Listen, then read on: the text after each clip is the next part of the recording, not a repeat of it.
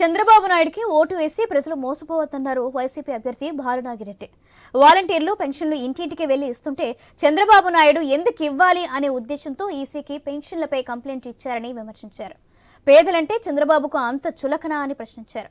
CM Jaganmohan Reddy పాదయాత్ర చేస్తున్నప్పుడు చెప్పిన నవరత్నాలను corona టైంలో కూడా ఎలాంటి ఇబ్బందులు లేకుండా ఇచ్చారని గుర్తు చేశారు. అలాంటి ముఖ్యమంత్రి మళ్లీ వస్తే పేదలు బాగుపడతారని ఆయన చెప్పారు. మంత్రాలయాలు నియోజకవర్గంలో 50% పనిచేశాయని, కాబట్టి ప్రజలు 4వ సారి గెలిపిస్తారన్న నమ్మకం ఉందని తెలిపారు. పేదవాళ్ళు బాగుంటారని ఆలోచన చేశాడు. మంది పేదల పార్టీ, వాళ్ళది పెద్దంతాల పార్టీ. ఎందుకంటే 3 పార్టీలు కూటమి అది.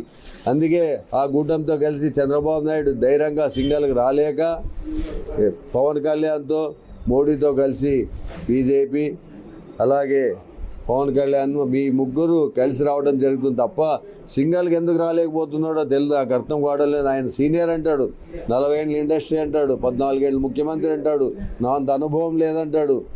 జగన్ని చిన్నోడు అంటాడు, ఆయనకి ఏ అనుభవం లేదంటాడు. అనుభవం లేని వ్యక్తే ఆయన చెప్పిన మాట ప్రకారం పథకాలు ఇచ్చాడా లేదని రాష్ట్రంలో అడిగితే ప్రతి ఒక్కరు పేదలు చెప్తారు. ఈరోజు పెన్షన్లు వాలంటీర్లు ఇంటింటికి ఇస్తా అంటే దాన్ని కూడా ఎందుకు ఇవ్వాలి అని ఈసీకి పెట్టి వాలంటీర్లు ఇంటికి పోయి ఇవ్వకూడదని చెప్పి